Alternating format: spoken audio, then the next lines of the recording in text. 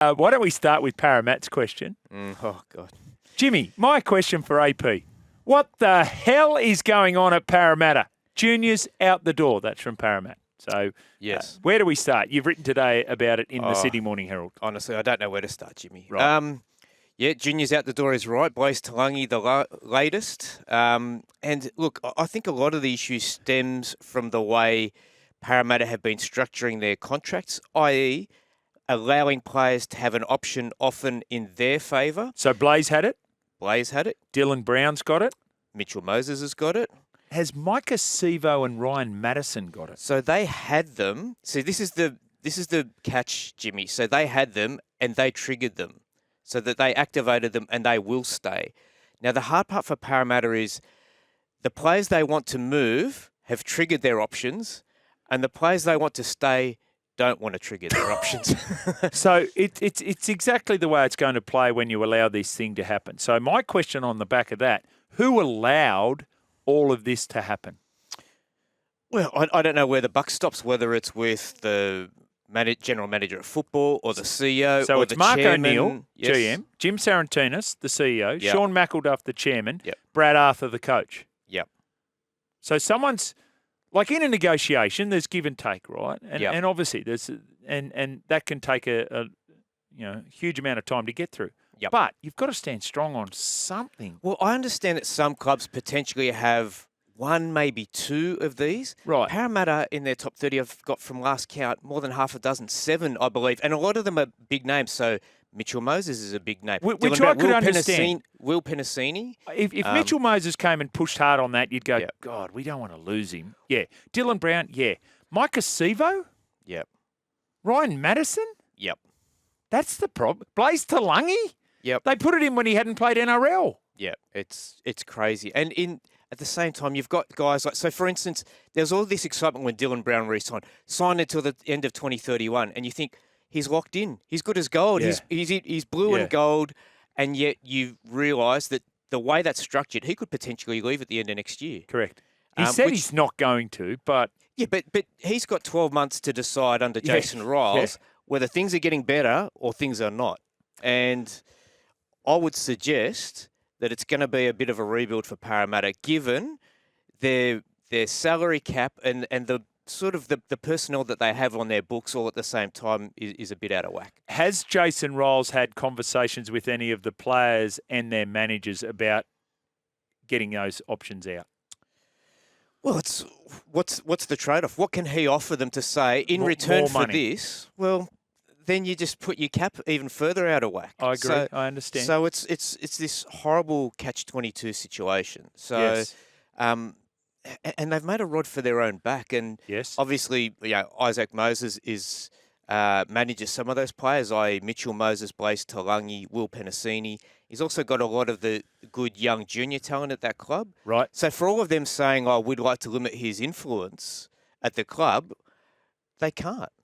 Because, they're... Well, they can, but they just lose those players, starting with Mitchell Moses. And if you're Jason Riles, I reckon if I'm looking at that club and deciding whether I want to join it, the two biggest assets that they have are the halves. Agree. Dylan Brown Agree.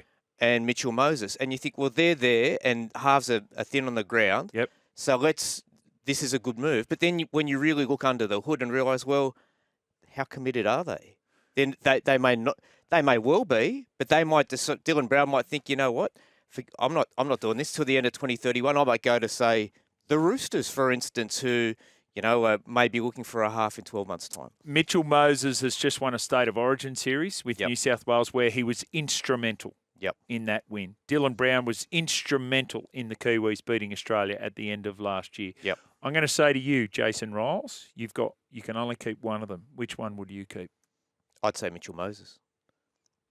I know that Dylan's younger. Yep. But he's not an organiser in the same way that Mitchell Moses is. He's not a game manager, and he's had an opportunity to show whether or not he could be, given that Mitchell Moses was out for extended periods, where he's had to run the team with a less experienced half. Often it's been like a Dijon Arce. Yes.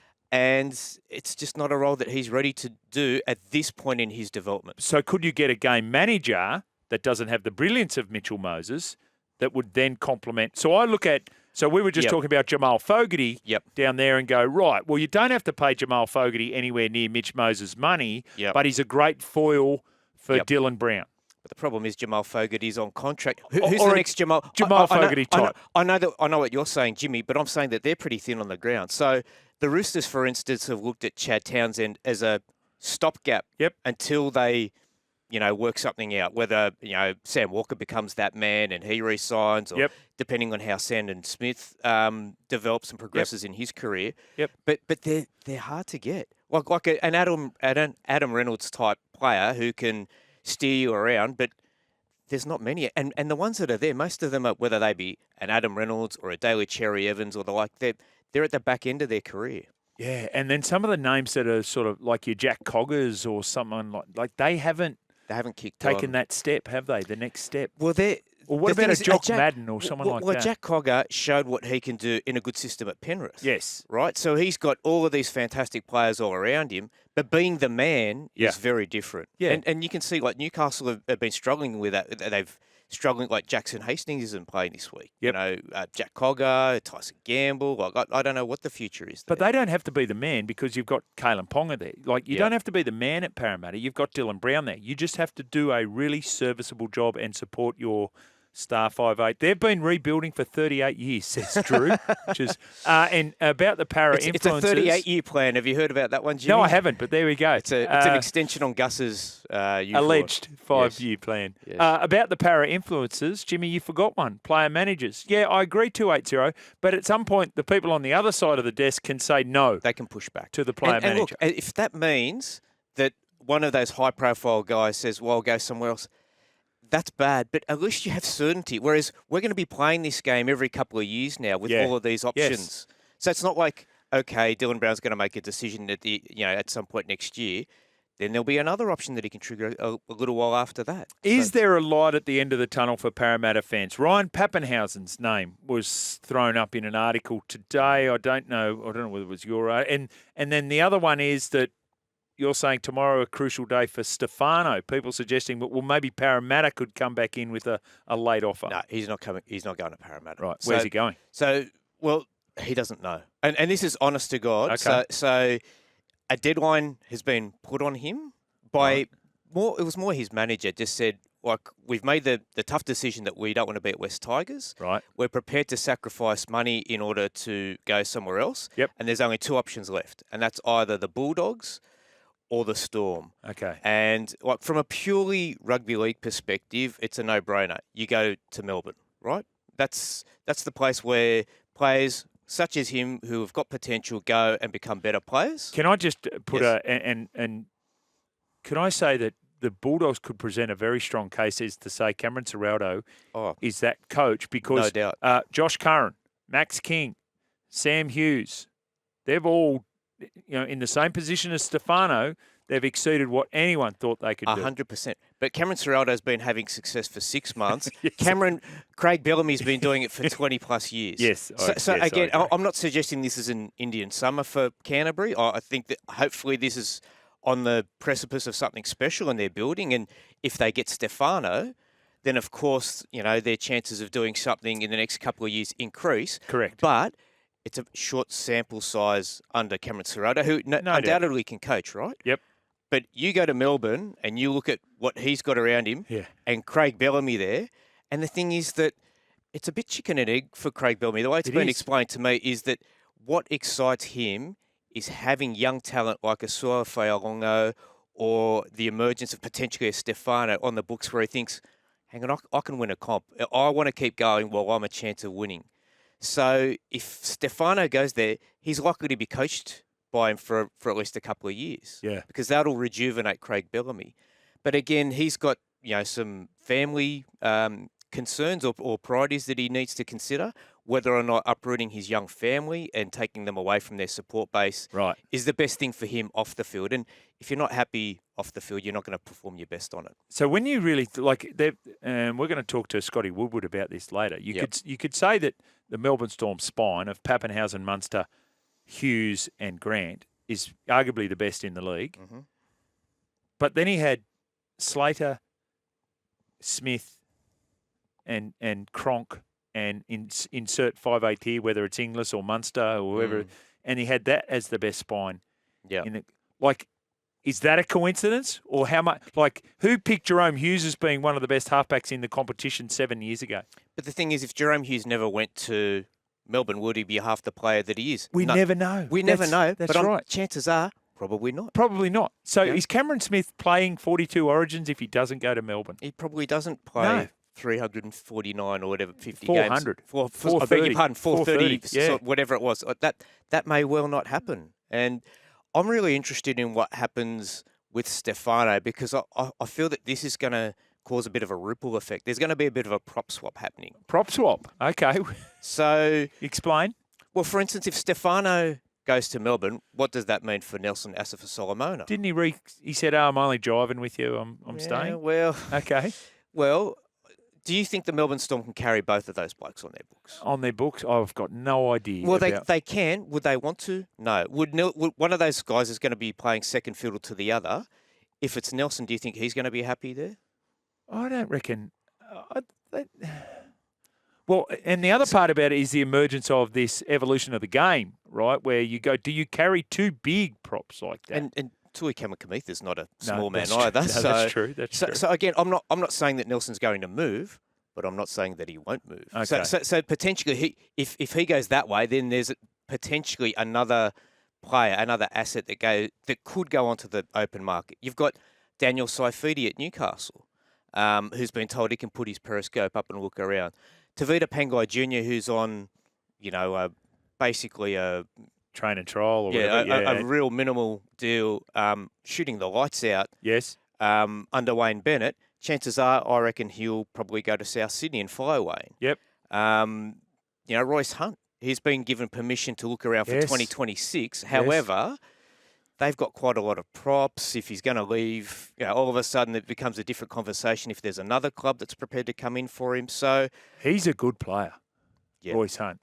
And yes. I'd like to check his age because I reckon his best footy could be in front of him too. Yep. Royce Hunt. So what I'm saying, Jimmy, is that there's all of these different. He's 28 years of age. Oh, so he's about to enter the sweet spot of his career. Yeah. So one decision, I think once that's made, it could have a bit of a flow-on effect. And then clubs that have missed out on Stefano, like there were other clubs that were in the mix, whether it be, for instance, the Dragons, etc. They might think, okay, well, we've missed out on him. Now that he's committed, we can now focus on maybe another piece of the puzzle. Okay. Stefano doesn't know how long Bellamy will keep coaching in Melbourne, says 133. And that's a good point. That is a good point. But as I mentioned, I reckon the chances of Bellamy coaching longer increase when he has players like Stefano at his disposal. Right. It's a leap of faith from Stefano, though. Of course it is. Yeah. But, again, you're talking about a club that has been doing it and up there for a long time. Pappenhausen to Parramatta? Oh, look, I'm sure they're kicking tyres, they're kicking doors, they're kicking themselves after putting these contract clauses. They have to look at everything. Yeah. If Brian To'o is available, do you look at that? Zach Lomax, he wanted to leave so that he could play centre rather than wing. But if they can't get someone else, then is there a conversation around, I don't know, would you like to play fullback, Zach? They could stick with Gutherson at least for the beginning of next year, but the feeling is, and Gutherson's prepared to step aside, that probably his best days at fullback are probably behind him. Yeah. So it's just hard too. And, we talk about someone like Ethan Sanders, for instance. Yes. His path was blocked by Moses and Brown because seemingly they were committed for long term. But what if those guys leave and they've let Ethan Sanders, who's meant to be the next big thing, go to Canberra and Ricky Stewart? So that's a double negative for them. Does 3 negatives make a positive? No, it doesn't. No. Albert Einstein, no. What's Mrs. Papali'i up? Josh is going to play his 300th game this weekend. What's going on with Mrs. Papali'i? Well, thankfully, Mrs. Papali'i is allowed to go and watch and spectate at said game and watch Josh mark that milestone.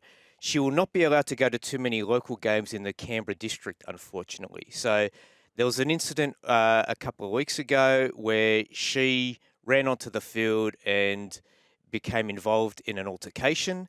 There's video footage of this that has emerged, and it's not really pretty. No, I saw it. the local authorities, i.e. the Canberra Region Rugby League, have initially gave her a breach notice and proposed a 10-year ban. She had 7 days to respond and didn't, so that ban now stands. Wow. And another member of the family, I think it was the sister-in-law, Crystal Papali, has been hit with a 20-week suspension for her role in said melee. Right. She will appeal the severity of that, or she'll at least give her version of events in the hope of a downgrade.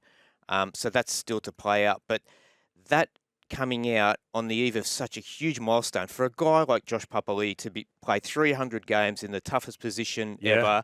He's been incredible for that club, all for Canberra, and then to have this sort of, take a little bit of the spotlight away isn't ideal. He did sign for the Parramatta Eels at one point, didn't he? And then he backflipped. And the irony was, if he was decided to backflip to not play under Ricky Stewart, then Ricky Stewart came and coached him anyway. There you go, and has coached him for a decade. Yep. Afternoon, guys. These kids today need to be careful what they wish for. Clubs promise kids the world until they sign and hit pre-season. Sullivan at the Dolphins, Jack Cogger at Newcastle, Blake Taff at the Doggies. There is no guarantee, with all the juniors at Penrith, there is no guarantee Talangi holds a first-grade spot, especially with his defence, says the Dirty Eel. Well, the interesting thing is there, and I don't, if you're Blaze Talangi and all of a sudden you've got a pitch from Penrith that says, well, you can replace Jerome Luai, you can play, potentially if you're up to it, alongside Nathan Cleary, at a club that's aiming for, 4 premierships in a row, as opposed to one that, from all, looking from the outside in, that looks like it's about to go through a rebuild. Yeah. I'm not being critical of him. Like that's also a good opportunity. And he's decided to explore it. Yeah, fair enough. Hey, great today, mate. Thank you. Strong comeback. This is from Tomo. Congrats, Adrian. Time to install the guitar-shaped pool, which was a reference from Paul Smith earlier that was last week, wasn't it? When you make all the big money, you get the guitar-shaped pool. I had to choose between the pool and the yacht, and I've gone yacht, Jimmy. You've gone yacht. Fair enough. Thank you, mate. You crunching? No, outside broadcast apparently, which means that I might be cooling my heels for a week or two. So you refuse to appear anywhere live. Is that right? I'm here right now speaking live to you, Jimmy. As I said, my strike has ended. I'm here. I'm a gun for hire. Have you stepped over the picket line to come in here? Fantastic. Indeed. Oh, we do love it. Adrian Prozenko, thank you, mate. We'll do it next week. There he is.